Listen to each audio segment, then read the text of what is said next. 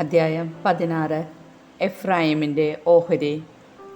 ജോസഫിൻ്റെ സന്തതികൾക്ക് നിശ്ചയിച്ചിരുന്ന സ്ഥലത്തിൻ്റെ അതിർത്തി ജെറീക്കോ നീരുറവകൾക്ക് കിഴക്ക്, ജെറീക്കോയ്ക്ക് സമീപം ജോർദാനിൽ തുടങ്ങുന്നു. അവിടെ നിന്ന് മരുഭൂമിയിലൂടെ മലമ്പ്രദേശത്ത് ബഥേലിലെത്തുന്നു. അവിടെ നിന്ന് ലൂസിൽ ചെന്ന് അർക്യരുടെ പ്രദേശമായ അത്താറോത്ത് കടക്കുന്നു.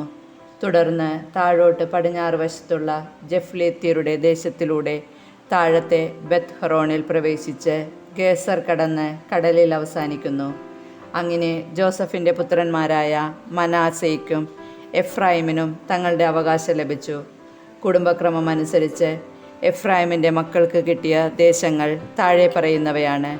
കിഴക്ക് അവരുടെ അവകാശത്തിൻ്റെ അതിർത്തി മുകളിലെ ബെത്ത് ഹൊറോൺ വരെയുള്ള അത്താറോത്ത് അദാർ ആയിരുന്നു.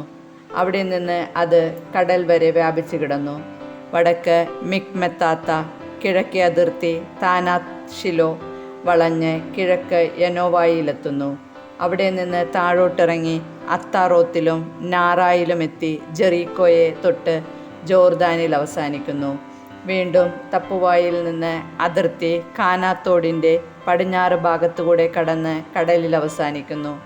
എഫ്രായിം ഗോത്രത്തിന് കുടുംബക്രമമനുസരിച്ച് ലഭിച്ച അവകാശം ഇതാണ്. മനാസെ ഗോത്രത്തിൻ്റെ അതിർത്തിക്കുള്ളിൽ നീക്കിവെച്ച പട്ടണങ്ങളും ഗ്രാമങ്ങളും കൂടി എഫ്രായിം ഗോത്രത്തിന് ലഭിച്ചു. എന്നാൽ ഗേസറിൽ വസിച്ചിരുന്ന കാനാന്യരെ അവർ തുരത്തിയില്ല. അവർ ഇന്നും എഫ്രായിമിനെ അടിമവേല ചെയ്ത് വസിക്കുന്നു.